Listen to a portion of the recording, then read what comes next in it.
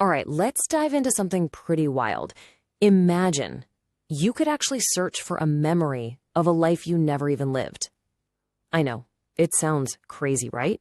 But that's the whole idea we're going to unpack today.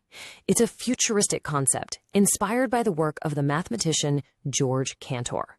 We're talking about something called Kantor's triangular search, a totally unique way to navigate time itself. So before we really get into the nuts and bolts of how this works, I want you to just think about that for a second.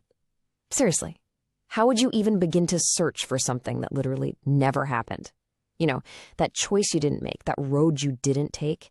It feels like pure science fiction, but that very question, that's the key that unlocks this whole concept. Okay, so what is Cantor's triangular search, really?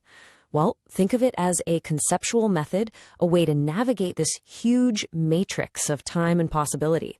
But here's the kicker. You're not searching for what exists. You're searching for what could have existed. It's like looking for ghost data.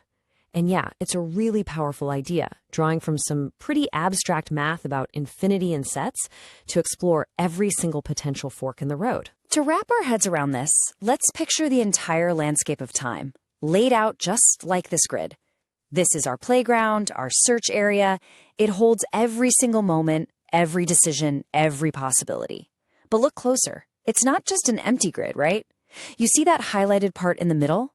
That's our center. And then you've got these little clocks dotted around.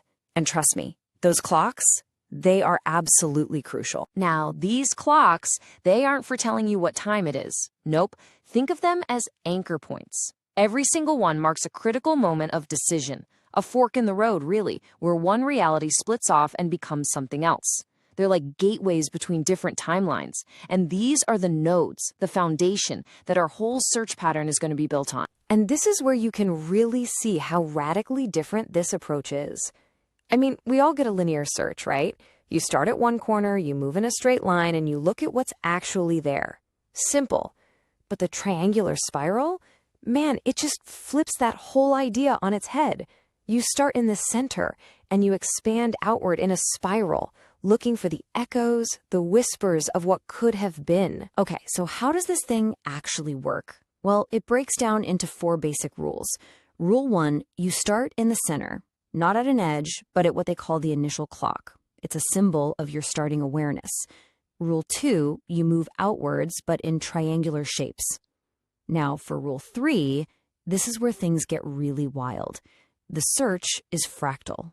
What does that mean?